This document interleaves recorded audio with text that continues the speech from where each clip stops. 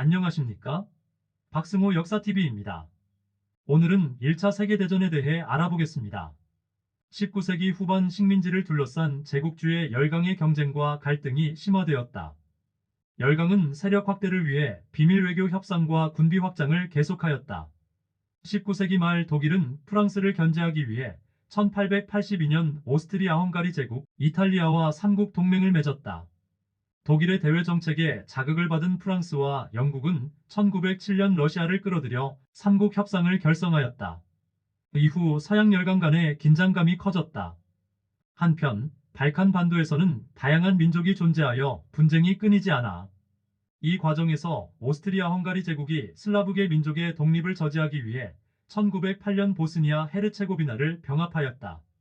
이에 세르비아가 범슬라브주의를 내세우며 불가리아, 몬테네그로, 그리스 등과 함께 발칸 동맹을 결성하여 1912년 1차 발칸 전쟁에서 오스만 제국을 물리치고 발칸 반도의 대부분을 차지하였다. 그러나 영토 분할을 둘러싼 내분으로 1913년 제2차 발칸 전쟁이 일어났다. 그래서 이 지역이 유럽의 화약고라고 불렸다.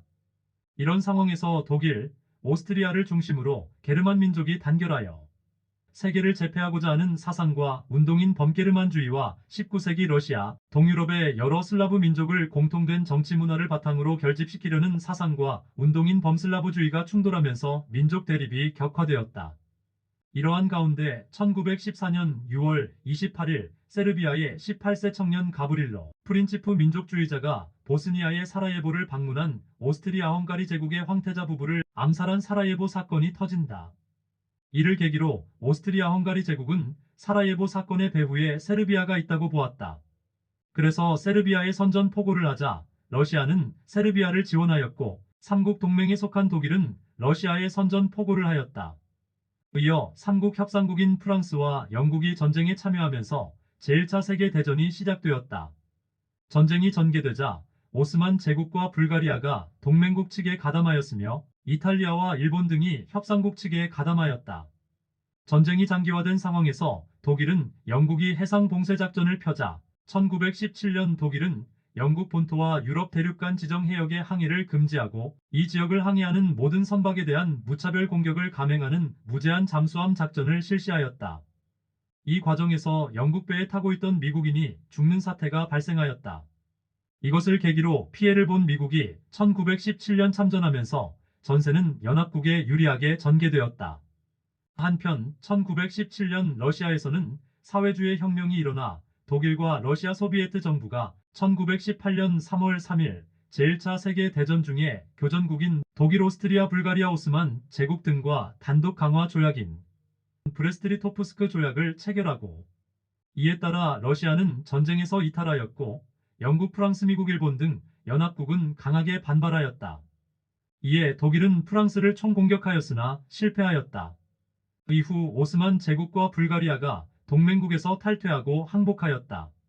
독일에서도 발트의 킬만에 있는 군항의 수병들이 독일 제국 해군 지휘부의 전투 계획에 반대하여 일으킨 반란으로 비렐름 2세 퇴위하고 바이마르 공화국이 수립되었다. 새로 수립된 공화국 정부가 1918년 연합국에 항복함으로써 제1차 세계대전은 끝났다. 이와 같은 팽창적 제국주의 전쟁은 인류에게 가장 많은 희생과 아픔을 주었다. 제1차 세계대전의 특징과 피해를 살펴보면 제1차 세계대전은 과학기술과 대량 생산체제의 발달에 따라 지금까지 인류가 겪었던 전쟁과는 전혀 다른 양상으로 전개되었다.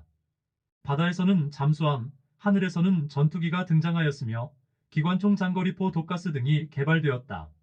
수류탄이나 화염 방사기는 성능이 향상되어 실용화되었다. 신무기의 등장으로 돌격전이 어렵게 되자 참호를 파고 대치하는 지루한 참호전이 계속되었다. 이러한 상태를 돌파하고자 영국과 프랑스는 탱크를 개발하였다.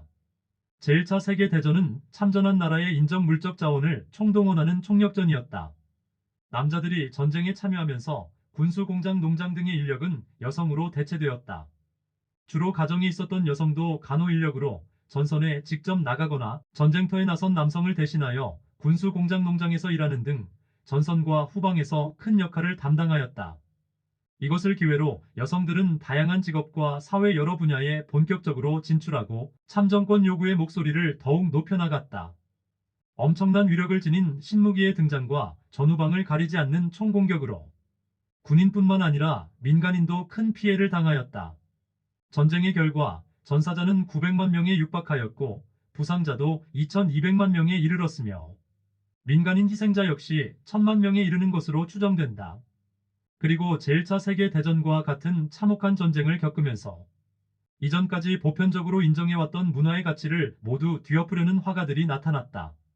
제1차 세계대전 중 유럽과 미국에서 일어난 운동으로 전쟁의 불안 속에서 합리주의 문명과 그 사회체제 자체를 완전히 부정하고 파괴하려는 성격을 가진 다다이즘은 보수적인 문화 및 예술에 대한 기존의 가치에 대해 강한 거부감을 드러내며 전쟁을 반대하는 운동이었는데 중립국 스위스의 취리기로 망명한 예술가들에 의해 시작되었다.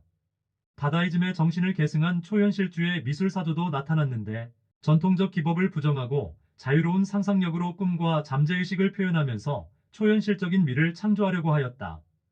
대표적인 미술 작품으로 살바도르 달리의 기억의 지속이 있다. 이상으로 1차 세계대전에 대해 알아보았습니다. 다음 영상에서는 1차 세계대전 이후의 세계에 대해 알아보겠습니다. 구독은 저에게 많은 힘이 됩니다. 안녕히 계십시오.